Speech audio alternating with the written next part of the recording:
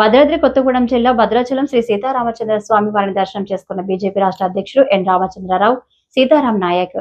భద్రాద్రి కొత్తగూడెం జిల్లా పర్యటనలో భాగంగా భద్రాచలం రావణ వారిని తెలంగాణ రాష్ట్ర బీజేపీ అధ్యక్షుడు ఎన్ రామచంద్రరావు దర్శించుకుని తీర్థప్రసాదాలు అందుకున్నారు. ఈ సందర్భంగా ఆయన మాట్లాడుతూ భద్రాచల భూములు ఆంధ్రప్రదేశ్ లో ఉండడం, ఈవోపై దాడి తదితర అంశాలు అన్ని తన దృష్టికి వచ్చాయని, ఆ దాడి అంశంపై మొదటిగా స్పందించిన తనని తప్పనిసరిగా తన వంతు కృషి చేస్తారని తెలియజేశారు.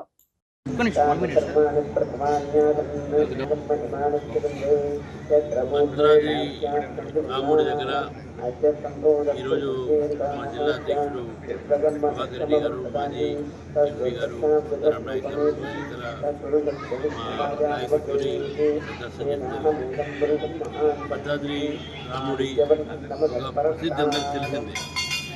దక్షిణ రాముడిగా, దక్షిణ అయోధ్యగా పేరు వేసినటువంటి భద్రాద్రికి గతంలో కిషన్ రెడ్డి గారు కల్చరల్ మినిస్టర్ 98 కోట్లు ఈ యొక్క ప్రాంతాన్ని ఈ యొక్క అభివృద్ధి చేయడానికి, ఈ యొక్క గుడిని ఆలయాలు చేయడానికి వారు ఇచ్చారు. దాంట్లో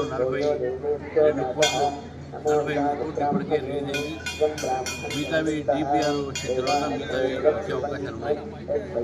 ఇది రామాయణ సర్క్యూట్లో పెట్టాలని చెప్పేసి భద్రాది అర్చకుల ఈరోజు కూడా జరిగింది. తప్పకుండా ఇది కేంద్ర ప్రభుత్వం తీసుకొచ్చి నేను నా సొంత ప్రయత్నం చేస్తాను, నా పార్టీ తరఫున ప్రయత్నం చేస్తాను. కల్చరల్ మినిస్టర్ ఇన్ఛార్జ్ ఉంటారు, వారిని కూడా అడుగుతారు. ఎందుకంటే ఈ యొక్క ప్రఖ్యాతి మహిమ భద్రాద్రి రాముడి యొక్క దేవాలయం మనందరికీ కూడా ప్రతిష్టకరమైనది.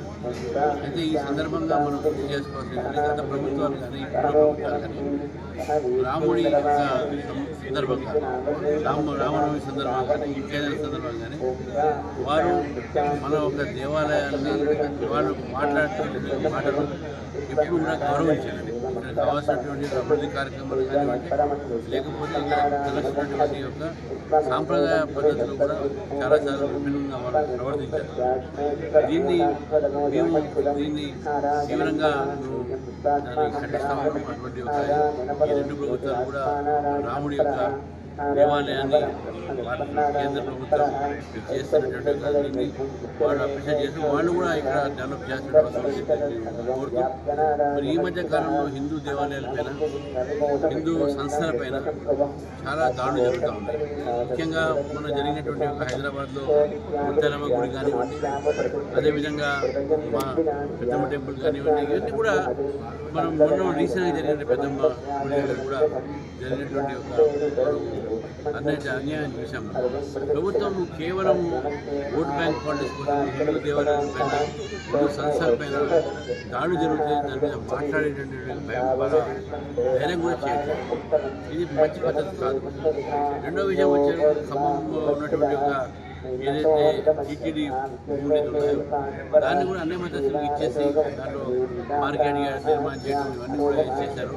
అదేవిధంగా ప్రస్తుతం పట్టణం అవన్నీ ఈరోజు దేవాలయాల భూములు ఇతర మద్దతులకు ఇవ్వడం కానీ, ఇతర ఒక వాణిజ్య కార్యక్రమం అంటే కానీ ఇది కూడా మేము ఖండిస్తూ ఉన్నాం. ఇటువంటి జరుగుతూ వెంటనే ప్రభుత్వం కూడా దాన్ని చర్య తీసుకొని మళ్ళీ దేవాలయ భూములు దేవాలయానికి ప్రయత్నం చేయాలి. రాష్ట్ర అధ్యక్షుడు ఎన్నుకోవడంలో రాజకీయాలు జరిగాయి, అందుకే రాజకీయ పార్టీలు రాజకీయ జరిగిపోతే ఏం జరుగుతాయి? ఒకటే మనం గుర్తుంచుకోవాల్సి ఏంటంటే మనం చరిత్ర మర్చిపోవాలి. అవన్నీ ఎట్లా పోయినాయి, ఏ ఒక్క యాక్ట్లో పోయినాయి, ఏ ప్రభుత్వాలు పోయినాయి, ఏ ప్రభుత్వం దాన్ని అంగీకరించింది? మీరు ఈ ప్రశ్న ఏదో మేము వచ్చిన తర్వాత పాత ప్రభుత్వం తీసుకున్న నిర్ణయాన్ని మనం ముందు పెట్టాం అంతే. అది భారతీయ జనతా పార్టీ ప్రభుత్వం చేసింది కాదు. నేను చెప్తానండి, ఇవన్నీ కూడా గతంలో కాంగ్రెస్ పార్టీ బిల్ తీసుకొచ్చినప్పుడు ఇవన్నీ చేశారు. చేసిన తర్వాత దాన్ని సపోర్ట్ చేసింది బీఆర్ఎస్. ఎందుకంటే తెలంగాణ రావాలని తొందరగా చేశారు. ఇప్పుడు ఆ ఒక వాళ్ళు చేసే పాపాన్ని మా మీద చూసే ఎట్లా? కానీ మీరు చెప్పినటువంటి ప్రస్తావన మంచి ప్రస్తావన. దానిపైన డెఫినెట్గా ఇక్కడ ఉన్నటువంటి మనోభావాలు ఏదున్నాయో దేవాలయాల భూములు ఇతర రాష్ట్రాల్లో పోయినాయి కాబట్టి దాని మీద నా వంతు ప్రయత్నం డెఫినెట్గా చేస్తాను. మనం భద్రాద్రి పోవడం, దేవస్థానం వాళ్ళు వెళ్ళడం, దాడి ఇటీవల దాడి కూడా ఈవో గారి మీద నేను మాట్లాడిన ఫస్ట్ నేనే మాట్లాడిన దాని మీద. ఆ రోజు అదృష్టశాతం నేను తిరుపతిలో ఉండే, నేను ఫస్ట్ స్పందించింది నేనే దాని మీద. Thank you.